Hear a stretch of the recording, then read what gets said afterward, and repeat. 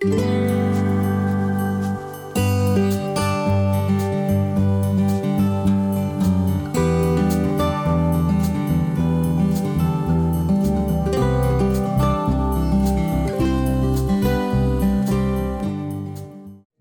tardes, muchachos. Buenas tardes, profesores, público en general.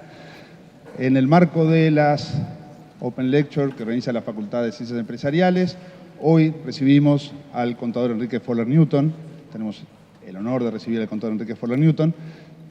Tenemos una presentación que creo que estamos muy justo de tiempo, así que mi idea no es hacerlo perder mucho tiempo, pero me parece que mínimamente corresponde, aunque seguramente ustedes conocen a ambos expositores, hacer un brevísimo resumen resumido de sus actividades o su currículum, ¿sí? En el caso del contador Enrique Fowler Newton, contador público egresado de la Facultad de Ciencias Económicas de la Universidad de Buenos Aires, ex profesor titular ordinario de Estados Contables y titular interino de auditoría en la misma facultad, 4 veces integrante del Consejo Directivo de la misma facultad, autor de diversos trabajos sobre contabilidad y auditoría, incluyendo 28 libros y más de 200 artículos. Un comentario personal, estudiamos los de mi generación, casi toda la carrera en libros del profesor Fowler Newton. Receptor de reconocimientos a la trayectoria otorgados por la Asociación Interamericana de Contabilidad, la Facultad de Ciencias Económicas de la Universidad de Buenos Aires y la Federación Argentina de Graduados en Ciencias Económicas. Conductor de cursos y seminarios en diversas entidades de la Argentina y de otros países. Respecto al contador Jorge Ramos, es contador público titulado en la Universidad de la República, certificación internacional en NIF, integrante de la Comisión de Investigación Contable del Colegio de Contadores, Administradores y Economistas del Uruguay, profesor permanente de curso de actualización profesional en NIF, dictados en el Colegio de Contadores, Economistas y Administradores del Uruguay, y conferencista internacional sobre NIF y temas educativos a nivel universitario. Además, docente de nuestra casa en normas contables. Además de agradecerle su presencia, agradecer a los que están presentes en la sede de Salto y Punta del Este, conectados vía Zoom, y le cedo la palabra a los expositores. Buenas tardes, ¿me escucha bien? Si no contestan debe ser que no se escucha bien. Bueno, yo en los próximos minutos me voy a referir a algunos aspectos que a mi juicio son cuestionables en el marco conceptual que aprobó en el año 2018 el IASB, es decir, la Junta de Normas Internacionales de Contabilidad, que reemplaza al marco conceptual que venía desde el siglo pasado, digamos. Recordemos un poquito algo. Un marco conceptual no es un elemento normativo en sí mismo, sino que fija una serie de conceptos que se supone que de algún modo reflejan creencias del público acerca de una serie de cuestiones, como, por ejemplo, quiénes son las personas que utilizan los estados contables o los estados financieros, qué necesidades informativas tienen, qué es un activo, qué es un pasivo, ese tipo de cosas. Y el marco conceptual se supone que debería servir para, por una parte, la gente que emite las normas, en este caso el mismo IASB, y por otro lado los usuarios de los estados financieros e inclusive los preparadores de los estados financieros, a los efectos de, por ahí, evacuar alguna duda que les surja leyendo los estados contables, o para tratar de entender un poco mejor qué es lo que significa cada una de las cosas que aparece en un juego de estados financieros. Y los puntos a los que yo me voy a referir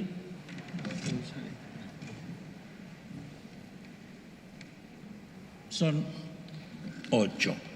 Y son 8 nada más, en parte porque me parece que son estos los más criticables, y además, naturalmente, porque esta actividad tiene una cantidad de tiempo determinada para ser desarrollada. No obstante, después de los 8 le voy a presentar alguna lista un poquito más pequeña, una lista un poquito más pequeña de otros 2 o 3 puntitos. Bueno, yo les hablé recién de que el marco conceptual está para ser usado y que justamente quien más debería usarlo es el IAS. ¿Cuándo? Cuando emite sus normas contables que ustedes probablemente conozcan ya con la denominación Normas Internacionales de Información Financiera y anteriormente con la de Normas Internacionales de Contabilidad. Idealmente para mí, dado un marco conceptual, si está bien hecho, debería ser utilizado sin ningún tipo de apartamientos a los efectos de establecer las normas contables. Sin embargo, el marco conceptual 2018 indica que el IAS podría apartarse de él al emitir sus normas, en cuyo caso tiene que presentar sus fundamentos. Ustedes tienen una reproducción de lo que está apareciendo en la pantalla, que se supone que debería ser usada para no perder tiempo tomando notas. En todo caso, para tomar las notas hay unos espacios a la derecha de cada diapositiva y verán que hay unos numeritos, a veces letras, entre corchetes. Por ejemplo, dice SP 1.3. Bueno, quiere decir que si ustedes van al documento que se llama marco conceptual, esto de lo que yo estoy hablando está en el punto SP 1.3 y así sucesivamente. Ahora, el problema que tiene esto es que de este modo se convalidan algunas malas prácticas del IAS, malas prácticas por acción o malas prácticas por omisión, en el sentido de no considerar algo que está en el marco conceptual a la hora de emitir las normas. Como dije antes, si un marco conceptual estuviese bien elaborado, no habría razones para apartarse de él. Y si no lo está, bueno, entonces lo que habría que hacer es corregir el marco conceptual. Así que esta es la primera objeción, digamos, gorda que tengo, que ha tenido, no voy a hacer, salvo que después en las preguntas surja, no voy a dar ejemplos de esto, pero esto, digamos, ha ocurrido. La segunda cuestión es que, según el marco conceptual, una información financiera es relevante. Relevante quiere decir que es considerada a los efectos de tomar decisiones. O sea, se supone que con los estados financieros los usuarios toman decisiones básicamente sobre cuestiones económicas y básicamente sobre cuestiones de provisión de efectivo a la empresa que emite esos estados contables. Digo provisión de efectivo desde el punto de vista de un propietario actual o potencial, o desde el punto de vista de un acreedor también actual o potencial. Entonces, dice el marco que una información financiera es relevante cuando es capaz de influir en las decisiones tomadas por los usuarios, lo que solamente sucede cuando la información tiene valor predictivo o valor confirmatorio. Yo estoy de acuerdo hasta donde empieza con lo que solamente sucede. ¿Por qué? Porque según lo que se acaba de ver, para que algo se considere relevante tendría que tener o bien valor predictivo, es decir, algo que permita anticipar cosas que van a ocurrir en el futuro, o bien valor confirmatorio, es decir, justamente confirmar alguna predicción que se hizo en el pasado. Sin embargo, mi opinión es que una información financiera puede ser relevante aunque no tenga valor predictivo o valor confirmatorio, o ambos. Y el ejemplo que pongo acá es: hay un incendio, se destruyen activos, se dan de baja los activos, se reconoce una pérdida. Bueno, esto no confirma nada que yo hubiera previsto antes, ni me permite anticipar cuándo en el futuro va a haber nuevos incendios y me van a producir nuevas pérdidas. Por lo tanto, no tendría ni valor confirmatorio ni valor predictivo. Y si esto es así, yo creo que ese requerimiento de que algo tiene que tener valor confirmatorio y valor predictivo para que se lo pueda considerar relevante no está bien. Después, en el punto 3.3 se enuncia una lista de estados financieros que se presentan aplicando la base contable de acumulación. Todos los estados financieros se presentan aplicando la base contable de acumulación, menos el estado de flujo de efectivo, que refleja entradas y salidas de efectivo que no tienen necesariamente que ver con lo devengado y que generalmente no tienen que ver con lo devengado. Y yo creo que ahí hay un error del marco, que es decir la información que necesitan los usuarios se tiene que dar en tales y cuales marcos.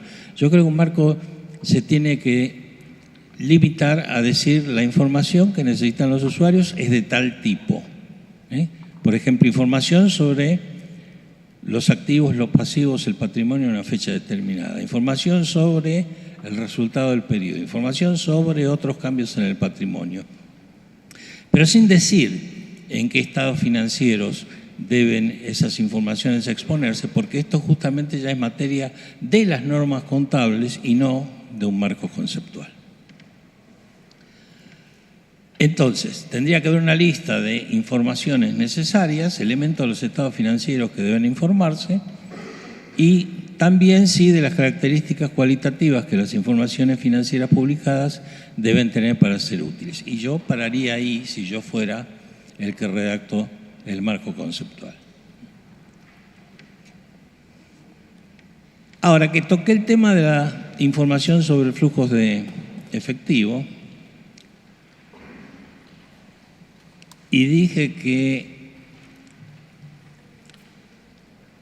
la información contable en general se presenta sobre la base contable de acumulación. La base contable de acumulación es lo que normalmente llamamos devengamiento, devengado, esas cosas. Es decir, asignar a cada periodo lo que le corresponde sin entrar a considerar si el efecto de ese hecho se ha cobrado o se ha pagado. ¿Ok? Yo vendo y si se dan ciertas condiciones la venta está devengada. Y si la venta está devengada, reconozco una cuenta por cobrar y reconozco una venta.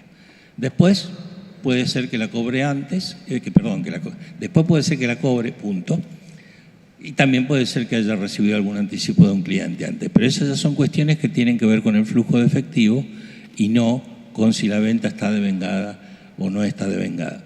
Y algo interesante es que en el marco conceptual los flujos de efectivo no se consideran como elementos de los estados financieros. O sea, cuando el marco lista los elementos de los estados financieros, no habla de los flujos de efectivo.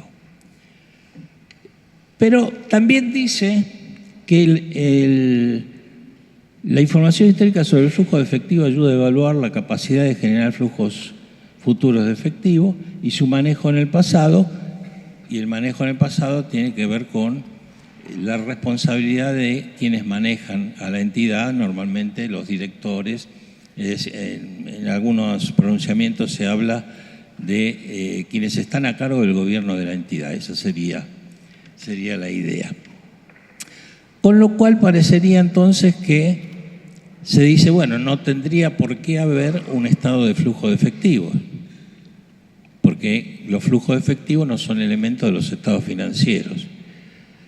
Sin embargo, se dice que dentro de las informaciones suministradas fuera de los estados básicos debería haber información sobre los flujos de efectivo. O sea, si uno toma todo esto, parecería que lo que el marco conceptual está diciendo es: los flujos de efectivo no son elementos de los estados financieros, por lo tanto, no habría razón para ponerlo dentro de los estados básicos. Pero sí para ponerlo en los estados financieros fuera de los estados básicos. Eso sería en una nota o sería en un anexo. En realidad un anexo es una nota en forma de cuadro. ¿De acuerdo? Y lo que se observa finalmente con todo esto es que hay una contradicción entre el marco conceptual de 2018 y las normas internacionales de información financiera referidas a la presentación de los estados financieros, básicamente las que están en la NIC 1 y en el caso del estado de flujo de efectivos en la NIC 7. Y entonces finalmente aparece una contradicción, es decir, parecería que el pensamiento actual de la gente del IAS es distinto del pensamiento que aplicaron cuando dijeron que hay que presentar un estado de flujos de efectivos dentro de los estados básicos. Se podrá decir con cierta razón de que todo esto en definitiva es un aspecto un poco formal, o sea, si lo pongo en los estados básicos o si lo pongo en una nota o en un anexo, pero marca un poco el hecho de que existe una falta de uniformidad en el pensamiento del BIAS, por lo menos a lo largo del tiempo. Pero aparte de eso, yo acá sí tengo una opción una objeción más fundamental, y es la de que parecería existir en la mente del IAPS la idea de que el estado de flujo de efectivo tiene valor predictivo. ¿Ok? Y yo creo que no es cierto. El estado de flujo de efectivo tiene valor predictivo cuando a la empresa le va bien. Ahora, si a la empresa le va mal, no va a pagar todas las deudas a su vencimiento. ¿Me siguen? Pero en el estado de flujo de efectivo, dentro de ese sector, que es el primero que dice flujo de efectivo producido por las actividades de operación, me va a parecer a lo mejor que las entradas y salidas de efectivo están balanceadas. Entonces, si yo creyera que esto tiene un valor predictivo, tendría que pensar que en el futuro las entradas de flujo de efectivo van a estar balanceadas. Pero si yo tuve entrada de efectivo por 100 y salidas por 99, tengo un flujo de efectivo producido por las operaciones de 1. Digo, bueno, estoy bien. Bueno, no, porque a lo mejor yo tenía deudas que pasaron de 10 a 55. O sea, me aumentó 1 el flujo de efectivo, pero me aumentaron 45 las deudas. Entonces el estado de flujo de efectivo no me sirve para determinar si yo realmente estoy generando con mi actividad flujos de efectivo suficientes como para, digamos, encarar por ahí alguna actividad de inversión en determinados bienes. Esa sí me parece una objeción un poco más importante que la que mencioné anteriormente. ¿Está claro esto? Bien. Bueno, otro tema complicado es el llamado otro resultado integral. Si uno toma un libro viejo de contabilidad o mira estados financieros viejos, va a ver que habla de un estado de resultados. ¿Sí?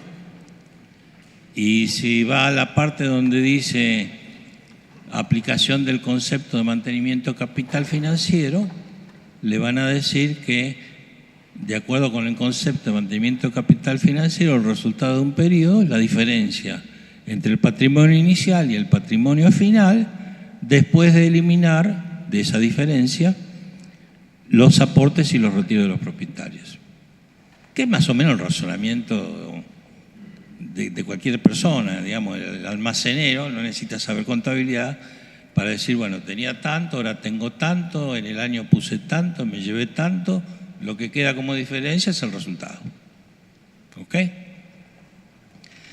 Pero hace algunos cuantos años empezaba a aparecer una figura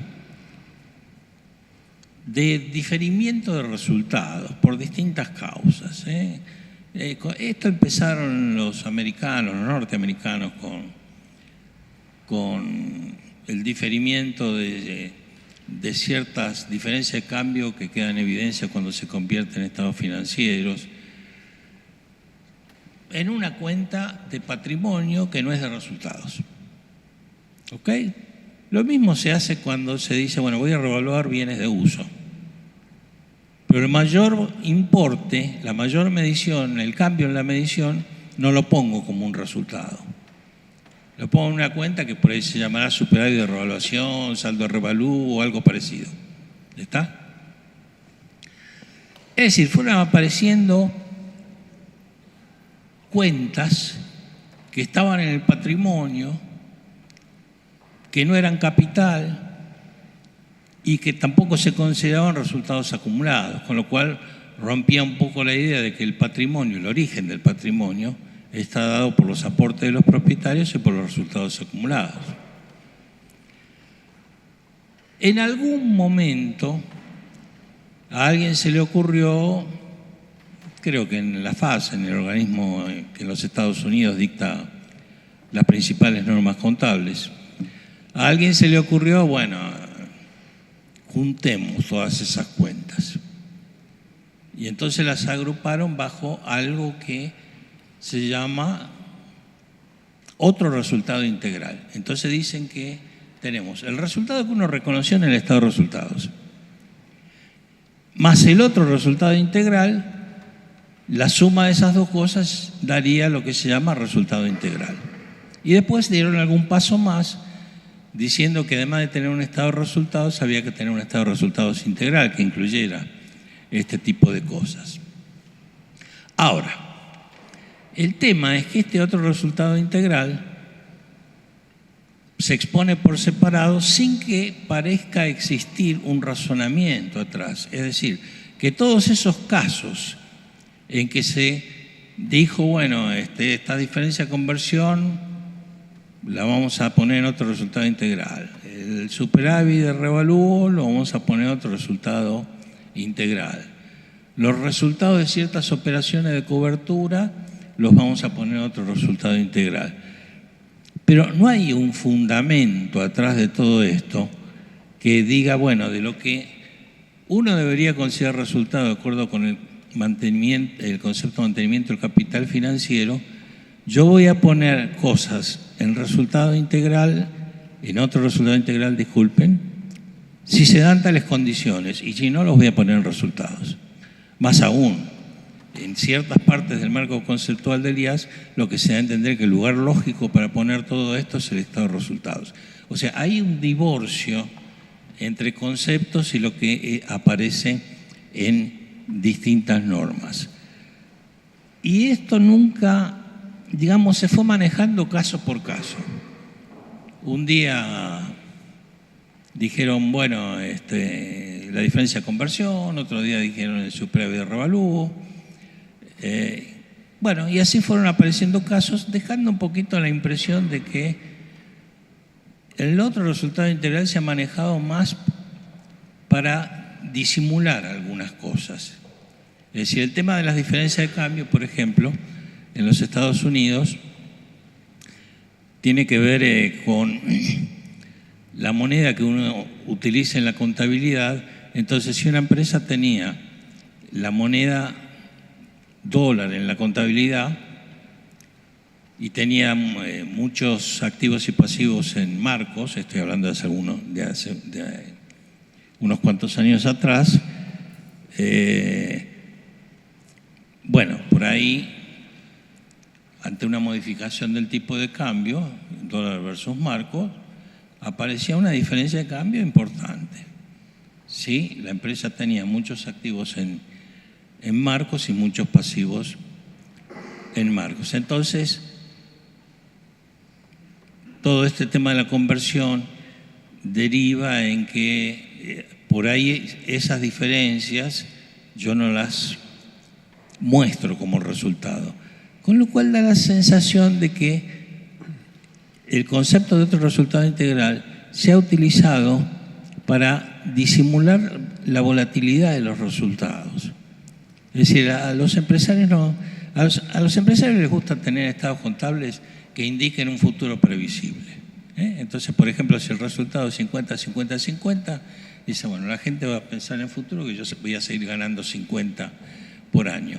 Ahora, si mis resultados están afectados por la volatilidad, por ahí yo no tengo 50-50-50, tengo 40-60-50 o 30-70-50, ¿ok? Y ya se hace más difícil hacer previsiones sobre lo que podría ocurrir en el futuro. A mí me da entonces la sensación, resumiendo lo que estaba diciendo recién, que el concepto de otro resultado integral, el rótulo, otro resultado integral, realmente se ha utilizado para disimular resultados verdaderos. En el marco 2018, el IAS reconoce que en el pasado había aprobado normas que preveían la imputación de ingresos a gastos a ORI sin basarse en una razón conceptual aplicada consistentemente, es un resumen de lo que acabo de decir, y que las partidas integrantes de la ganancia y pérdida sería el resultado reconocido como resultado, ¿ok? No tenían características que las distingan de las partidas imputadas al ORI. Entonces acá mi opinión es, bueno, por lo menos esta vez lo reconocieron. O sea, en el marco conceptual anterior ni siquiera se hablaba del otro resultado integral. Así que por un lado está bien que hayan reconocido esto. También reconocen en el marco que el estado de resultados es la fuente primaria de información sobre el desempeño financiero del emisor y que pierde utilidad si de él se excluyen ingresos o gastos del periodo. También estoy de acuerdo con esto, es una especie de reconocimiento de que al excluir resultados y mandarlos al otro resultado integral no se está brindando buena información.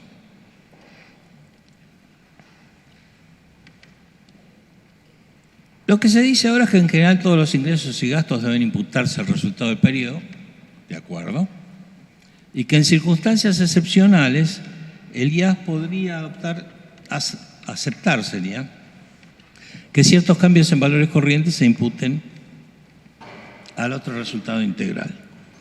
En particular dice si fuera conveniente que ciertos activos se midan con un atributo y los ingresos y gastos relacionados con él se midan con otro atributo. Bueno, esto me parece para mí medio absurdo. Yo creo que si uno utiliza un atributo, cuando digo un atributo puedo querer decir costo histórico, puedo querer decir costo de reposición, valor razonable. Muy bien. Si yo utilizo, pónganle, valor razonable para medir un activo o un pasivo, no le veo mucho sentido que cuando doy de baja el activo y eso lo mando a resultados, diga, bueno, pero para medir el resultado no voy a usar el valor corriente, el valor razonable, voy a usar el costo histórico. Es decir, para mí tiene que haber una cierta coherencia en la forma de medir los activos y de medir los pasivos y en la forma de determinar los resultados. Acá un poco lo que está diciendo es, bueno, yo tengo un activo que lo tenía el valor razonable, venía reconociendo los cambios en el valor razonable en resultados. A la fecha que le doy de baja, el valor razonable era 18, pero el costo histórico es 17 y a mí me gusta más el costo histórico para medir el resultado y entonces me queda 1 en el medio como una diferencia.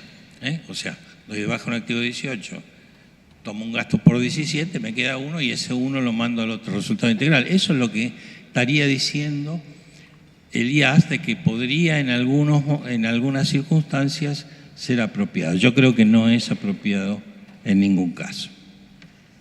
Otro tema. Respecto al tema de mantenimiento de capital,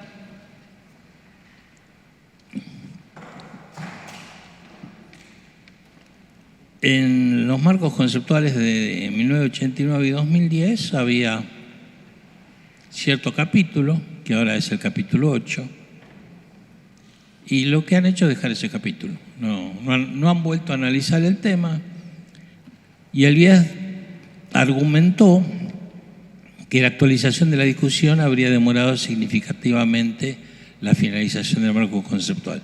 Donde ustedes vean entre corchetes que empieza con BC, BC es Basis for Conclusions, que serían los fundamentos del marco conceptual en este caso y de cualquier otra norma, de cualquier norma emitida por el IAS.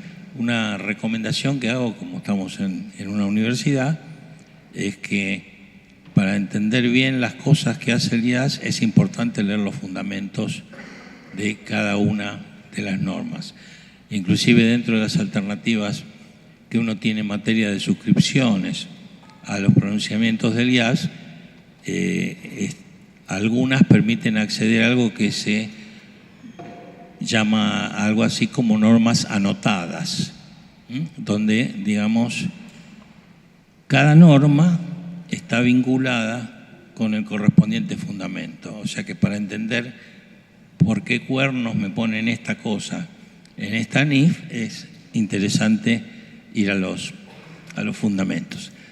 Bueno, o sea que el IAS dijo, bueno, no, mucho trabajo, si nos ponemos a analizar esto, no vamos a terminar con el marco conceptual. A mí me parece que este no es un argumento aceptable en un organismo como el IAS. Cuando digo un organismo con el IAS, me estoy refiriendo a un organismo que tiene, no sé, unos 14, 15 miembros estables, con dedicación permanente, exclusiva, donde hay 50 o 60 profesionales de distintos países y que gasta unos 28 millones de libras por año en elaborar sus proyectos. Entonces me parece decir, no estamos en condiciones de avanzar con esto, la verdad no me parece. En general, el IAS no es una organización que yo llamaría veloz, ¿no es cierto?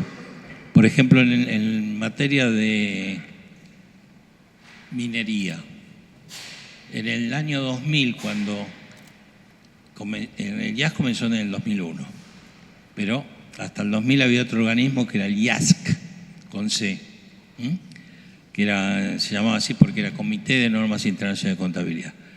Bueno, cuando el IASC terminó, hizo una declaración final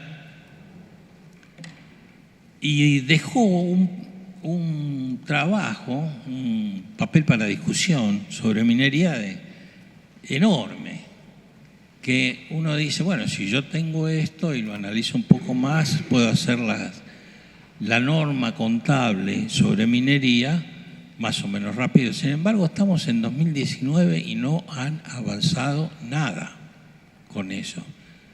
La norma contable para compañías de seguros, elaborarla demandó un montón de años.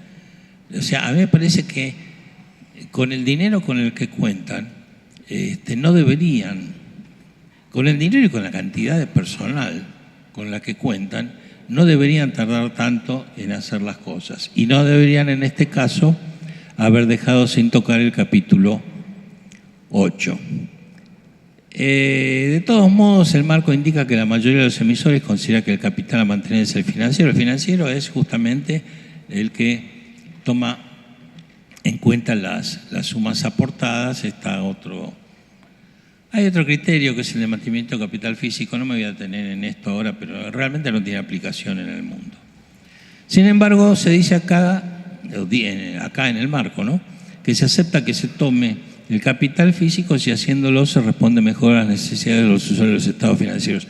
Yo creo que en ningún caso, tomando el concepto de mantenimiento de capital físico, se obtiene mejor información que tomando el concepto de mantenimiento del capital financiero.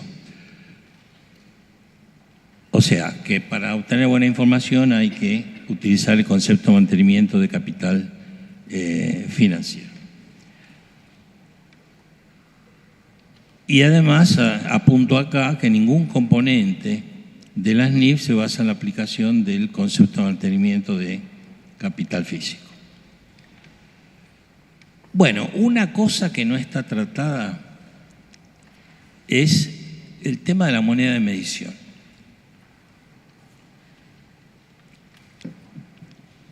Hace unos cuantos años parecía normal que si uno iba a llevar la contabilidad, la llevaran la moneda del país. ¿Está? Sería la moneda local. Es decir, la moneda de medición es la moneda local. Pero en la NIC 21 y antes en el FAS 52, el FAS es Financial Accounting Standard, eran los pronunciamientos que se incorporaban a las normas contables estadounidenses, ¿ok? Bueno, en la NIC 21, que es una NIC sobre conversión de estados financieros, apareció, yo diría por la ventana, la idea de que la moneda que uno tiene que usar en su contabilidad, la moneda de medición, la moneda que sirve para asignarle números a los elementos de los estados financieros que uno reconoce en la contabilidad, era la moneda funcional. La moneda funcional sería aquella en que el emisor de los estados financieros realiza sus principales operaciones, básicamente la moneda que usa para la mayoría de los cobros y la mayoría de los pagos.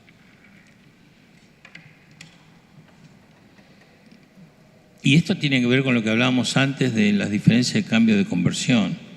Volvamos al ejemplo ahora de los estadounidenses, del dólar y del marco. Si yo llevo mi contabilidad en dólares y tengo muchos activos y pasivos en marcos y se modifica el tipo de cambio entre el dólar y el marco, me van a aparecer resultados importantes, salvo que estén bien balanceados, ¿no?, los activos y pasivos. Ahora, si yo digo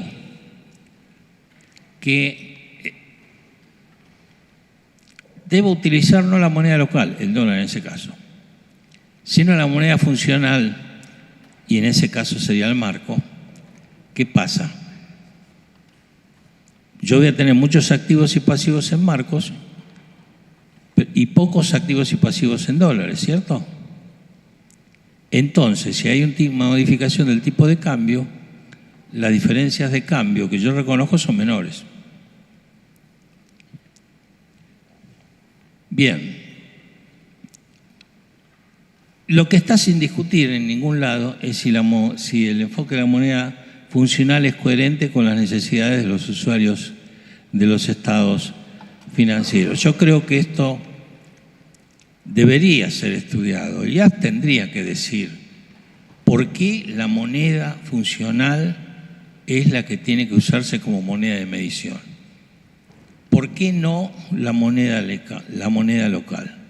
Discutamos. O sea, si yo tengo una sociedad en Estados Unidos que tiene una participada en Alemania, por más que la moneda funcional sea el marco alemán, bueno, ahora sería el euro,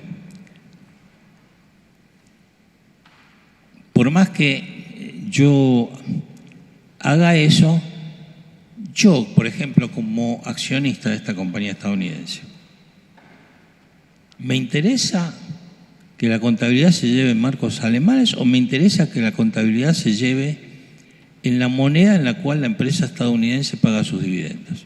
Lo que estoy diciendo vale para cualquier lista de países que ustedes quieran imaginar.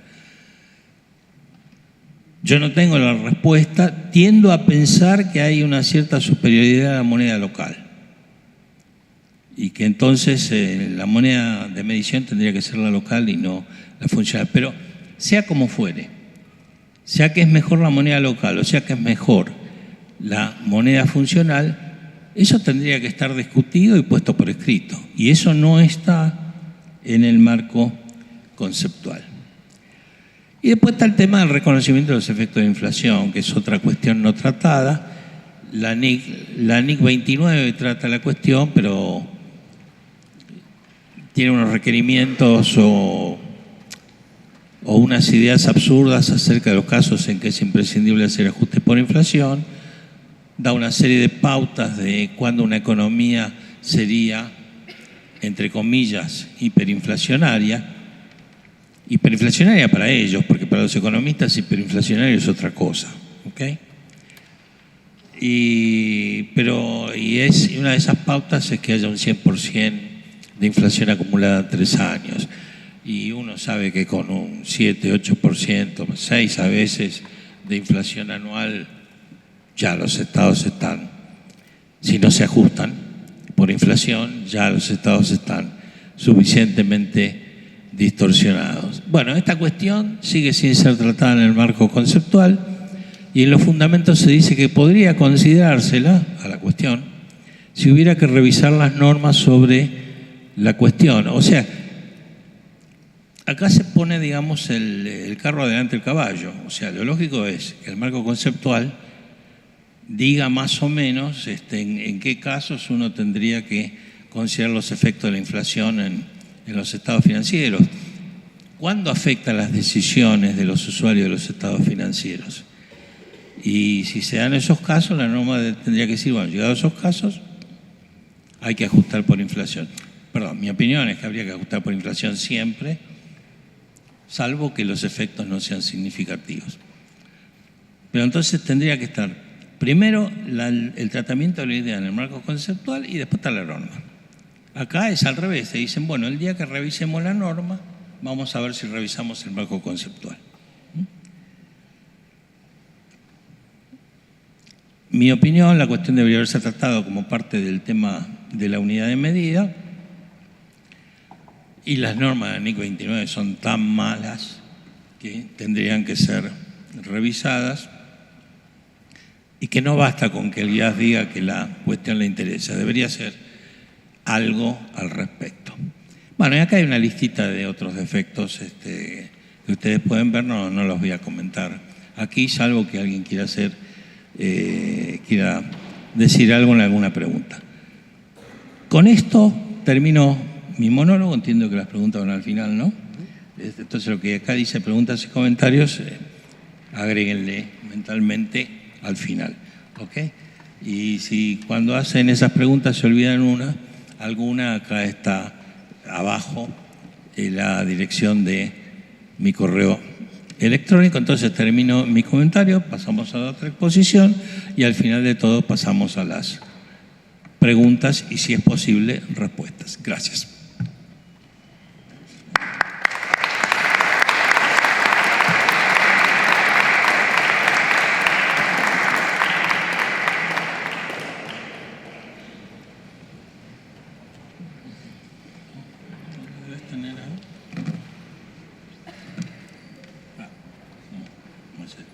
Bueno, sácalo ahí.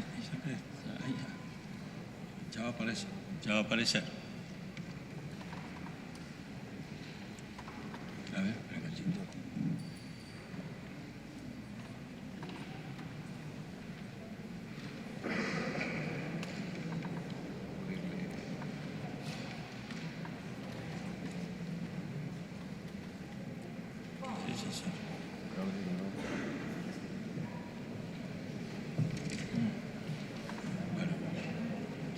Sí. Sí, el cursor no aparece. Vamos a hacer esto. No funciona el mouse. Sí.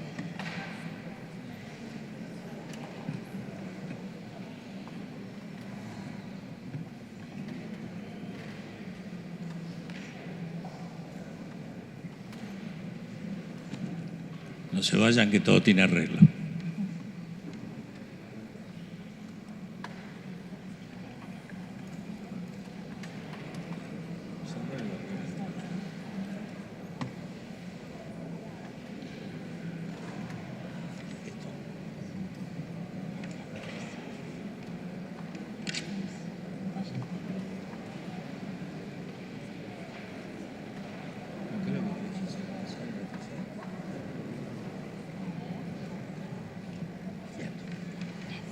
Gracias.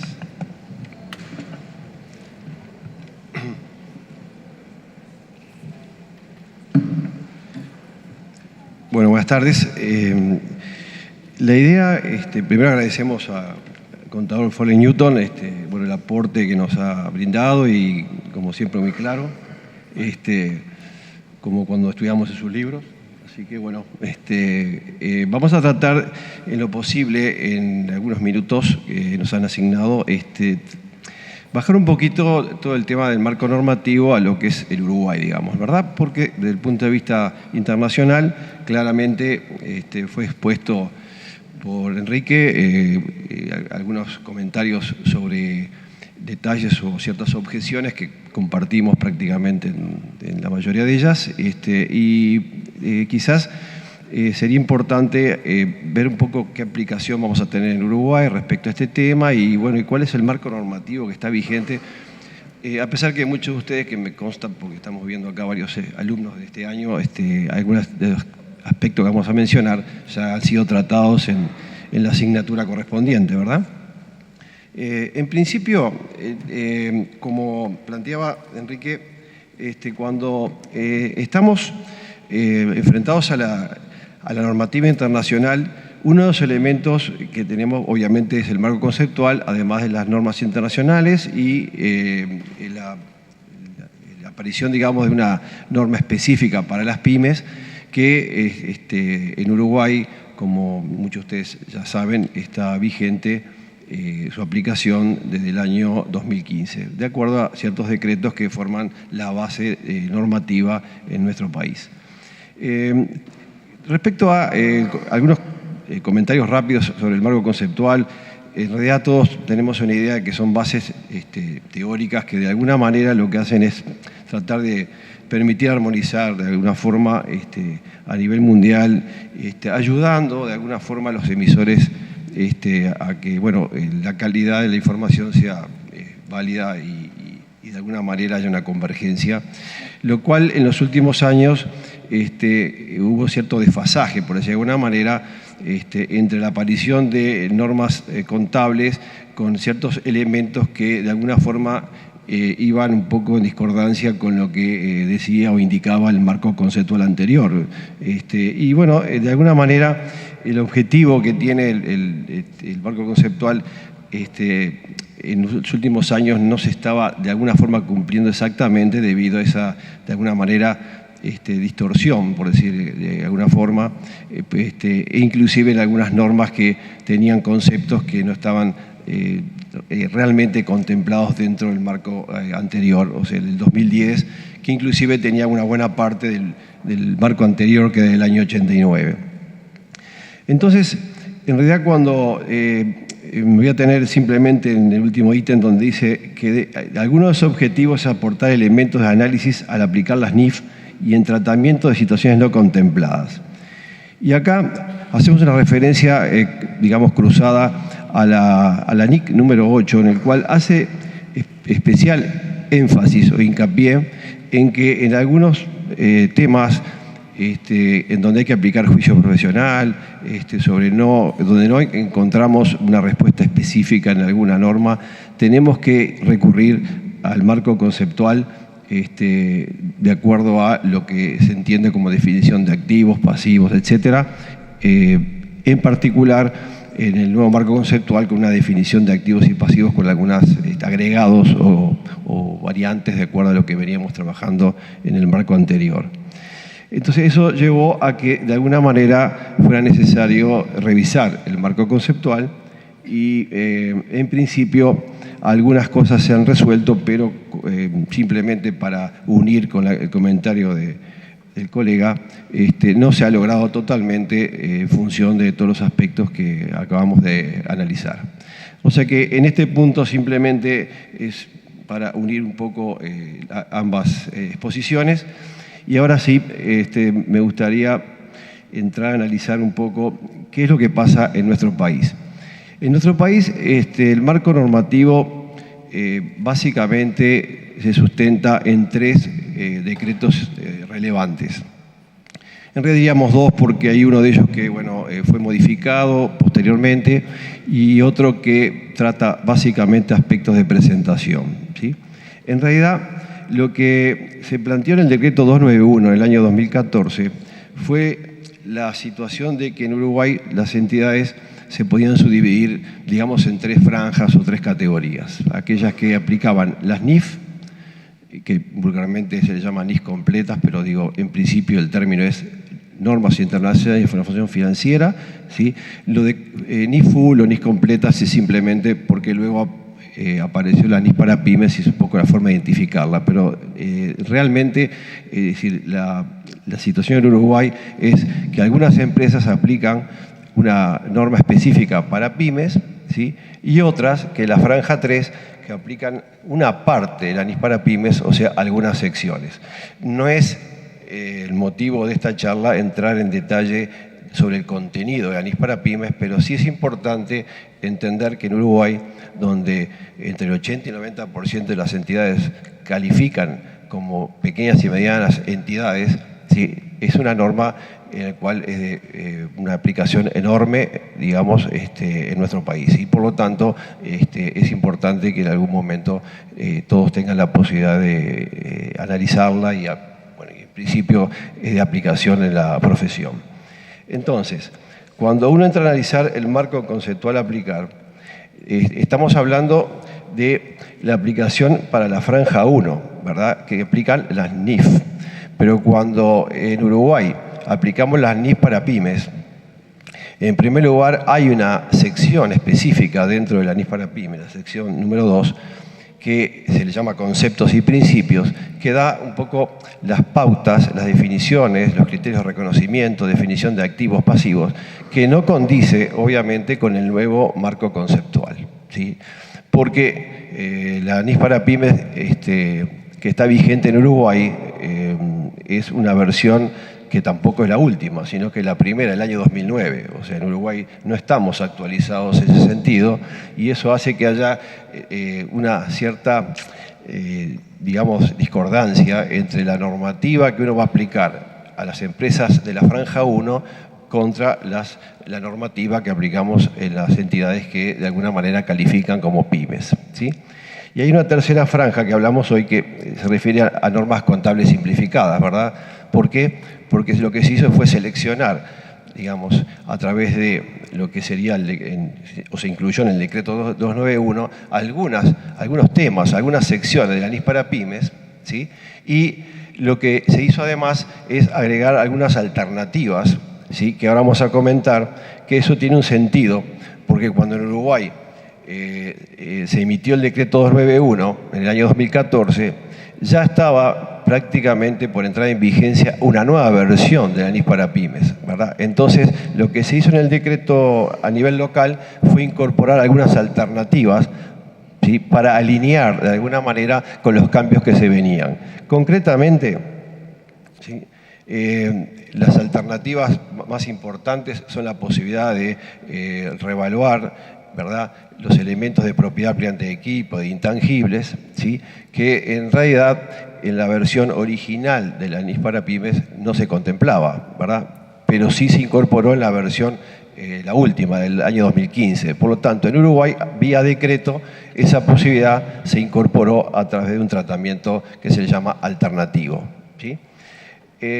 Cuando ahí nos planteamos ¿qué son las EMIR? Las EMIR son las empresas o las entidades de menor importancia relativa, es decir, que aplican normas contables simplificadas. Eso significa que utilizamos algunas secciones de la NIS para pymes, ¿cierto? Pero lo que sí se permite en Uruguay es, como se dice vulgarmente, subir de categoría. ¿Eso qué significa? Que entidades que califican como EMIR o de franja 3, ¿verdad?, o entidades que son de la franja 2, que son pymes, no EMIR, todas esas empresas pueden perfectamente aplicar las normas completas, ¿sí? Y eso en el decreto local está admitido. Entonces uno en realidad se cuestiona, ¿en Uruguay realmente estamos actualizados en materia normativa? Yo entiendo que no. Entiendo que no. Primero porque estamos utilizando una versión de NIS para pymes que obsoleta, por decirlo de alguna manera. Si bien se solucionó algunos puntos con algunas alternativas, en realidad tenemos un desfasaje importante. Por lo tanto, bueno, es un punto a considerar. Otro detalle que incluyó en los decretos vigentes en Uruguay, y eso fue a través del decreto 372, que lo que hizo fue modificar algunos detalles, algunos artículos del 291, algunos por omisión y otros por mala redacción, pero lo que se hizo fue, a través del decreto 372, en el año 2015, incorporar algunos conceptos nuevos. Por ejemplo, la posibilidad de reevaluar los intangibles, ¿verdad?, donde ahí directamente tendríamos que ir a la aplicación de la NIC 38, ¿verdad? La posibilidad de reevaluar los bienes de uso, que en ese caso ya estaba en el 291, y por lo tanto ahí tendríamos que aplicar la NIC 16, ¿verdad? Y para las entidades de menor importancia relativa, o sea, las que califican como franja 3, lo que se planteó con respecto al tema de la moneda funcional es admitir o permitir de alguna manera que se pueda optar por el peso uruguayo a pesar de que la moneda funcional sea otra distinta, lo cual eso implica una contradicción flagrante a la normativa. Pero bueno, es algo que está incorporado en nuestro decreto y es lo que en algunos casos se está aplicando. Con respecto a el tema de impuesto diferido, ¿verdad?, tema que muchos de ustedes manejan en alguna materia de tercer año, ¿verdad? Bueno, allí el impuesto diferido se aplica para obviamente para las empresas de la franja 1, ¿verdad? Y también se aplica para las empresas de la franja 2. Y en ese caso directamente vamos a aplicar la NIC 12, ¿verdad?, pasando por alto lo que está incluido en la NIS para pymes, ¿sí? Otro detalle importante es el estado de cambios en el patrimonio. En Uruguay es obligatorio su presentación, ¿sí? Y esto, en realidad, este comentario es porque en la NIS para pymes hay un estado especial que se llama estado de ganancias y resultados acumulados, que en realidad no está contemplado en la normativa local. Por lo tanto, en resumen, el estado de cambios en el patrimonio, así haya 1 o 2 movimientos en el año que modifique el patrimonio, es obligatorio su presentación por el decreto que estamos haciendo referencia. Por otro lado, en el decreto 372 se trató de plantear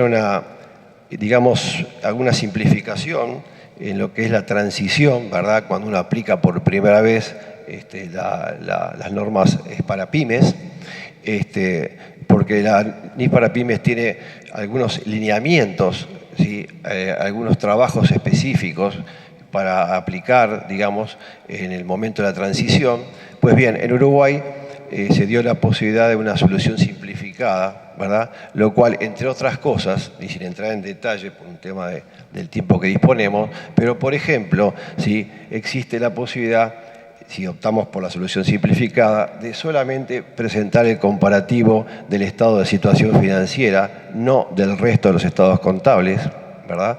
Se da la posibilidad de hacer un ajuste al inicio, llevando todos los efectos de dicho ajuste por la nueva medición, ¿verdad? Contra resultados acumulados o eventualmente el rubro de patrimonio que corresponda, ¿sí? Y algún otro elemento importante que hace que de alguna forma las empresas al efectuar la transición y la aplicación por primera vez de la norma, tengan en alguna medida alguna solución, digamos, o una simplificación, por decir de alguna manera, lo cual implica que, a mi entender, igualmente estaría yendo contra la información clara y la calidad de la información que se requiere. Pero bueno, son alternativas que en Uruguay ya tenemos experiencia al respecto, cuando hubo algunos cambios hace muchos años, el año 2004 concretamente, donde se aplicó el primer cambio normativo importante, ¿sí? Y en ese momento también se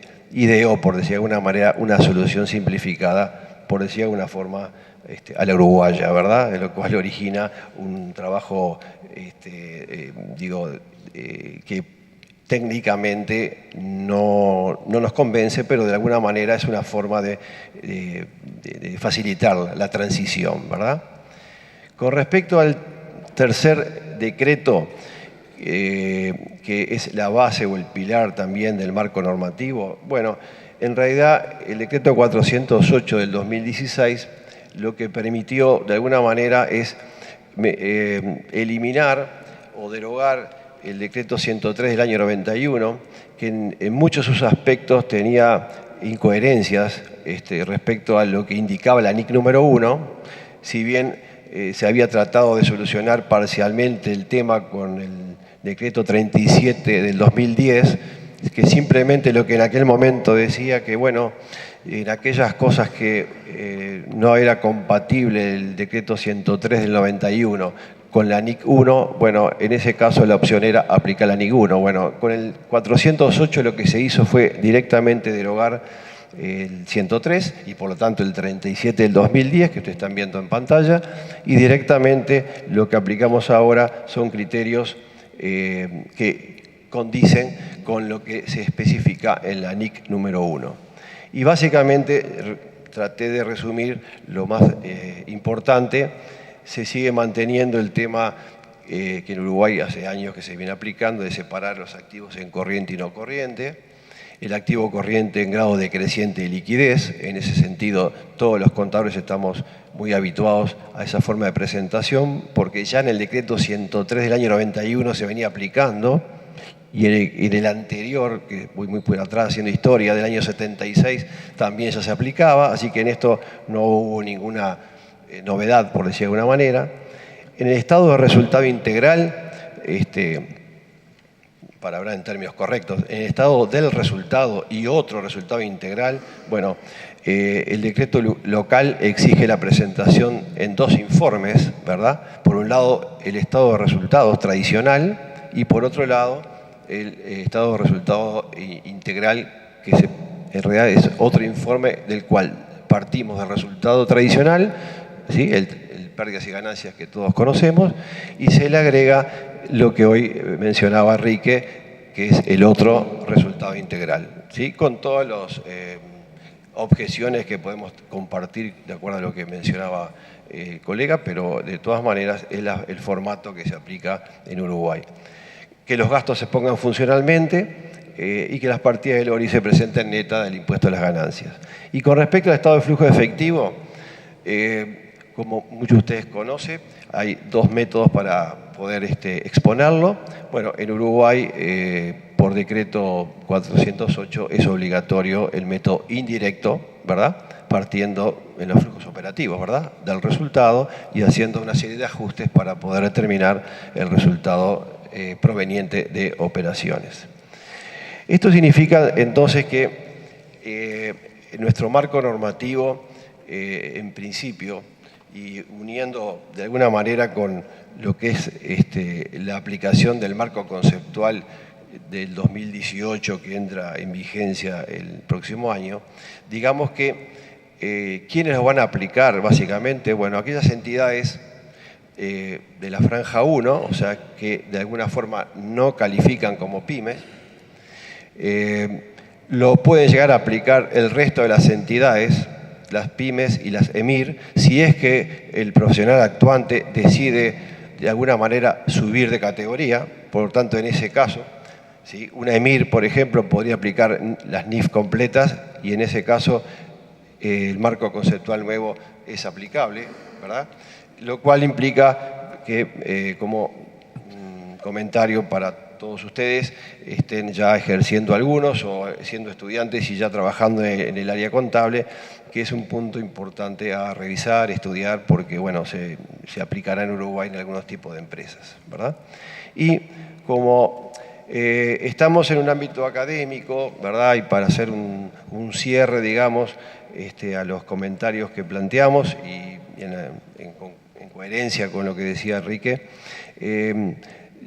simplemente una reflexión respecto a la importancia que tiene el proceso de enseñanza y aprendizaje basado en los conceptos, los principios, ¿sí? Y por ello, generalmente, lo que se intenta es que en las distintas cátedras del área contable empecemos a analizar en detalle el marco conceptual con las objeciones, fallas o errores que pueda haber, pero que el aprendizaje, digamos, de la contabilidad sea en función de ese objetivo. Entonces, un buen entendimiento del marco conceptual nos va a permitir luego pasar al estudio de las distintas normas, ¿verdad?, y entenderlas en mayor detalle, independientemente de algunas posibles incoherencias o cosas que han quedado en el tintero o temas no tratados, como decía perfectamente Enrique, en el cual, bueno, esperemos que eso pueda a la brevedad ser mejorable, empezando por el tema de la inflación, mejorar el tema de lo que debería incluirse dentro del otro resultado integral y los fundamentos y los motivos, ¿verdad? Y muchas de las cosas que mencionó el colega Foley Newton, que estamos totalmente de acuerdo. Así que en principio sería un aporte a lo que estamos en primera instancia dispuestos a ayudar en las distintas cátedras. Y bueno, de mi parte, con esto cerraríamos y pasaríamos un poco a los comentarios y consultas que quieran efectuar. Muchas gracias.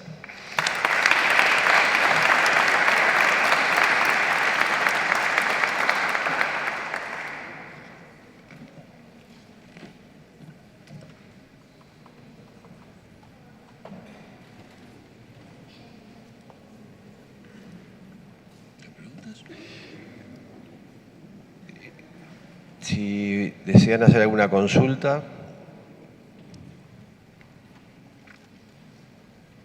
Por aquí.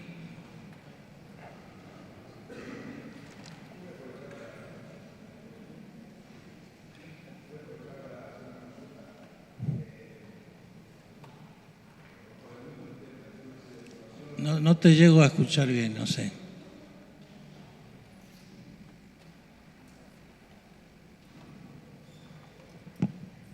Hola. Ahora sí. Usted planteó una serie de observaciones al marco conceptual, compartimos básicamente todas ellas, Mi pregunta es si tiene que ver con errores que surgen de un proceso de elaboración que es perfectible, que de hecho va evolucionando, o esas incoherencias, errores o temas no tratados tienen que ver con cierta intencionalidad basada en supuestos subyacentes en la elaboración de ese marco conceptual. Es decir, si esperaríamos que esas incoherencias o temas no tratados se corrigieran en el futuro, o no hay intención porque algunos temas son funcionales a los intereses de empresarios o otras partes interesadas. O sea, la pregunta sería si todo esto obedece a decisiones puramente técnicas o hay algo más. A mí se me hace que debe haber algo más. Por ejemplo, el tema de ajuste por inflación. Creo que técnicamente es insostenible decir de que el ajuste por inflación solamente es obligatorio cuando se da lo que el IAS denomina economía hiperinflacionaria, sobre la base de 5 pautas, de las cuales 4 son cualitativas y una es la pauta cuantitativa de que haya un 100% de inflación en 3 años. Por ejemplo, a mí en ese caso ya me pareció en el momento que se sancionó la NIC 29, a mí se me hace que lo que en esa época era el IAS, ¿no? El IAS quiso hacer fue decir, miren, nos preocupamos por el tema, entonces sacamos esto, pero sacar una norma tal que tenga que ser aplicada en muy pocos países y nunca en los países, digamos, de Europa, por ejemplo, o del hemisferio norte. Yo creo que hay algo más en todo esto. Pero, bueno, probarlo ya es un poco más difícil, ¿no? No sé si esto contesta tus preguntas. Muchas gracias.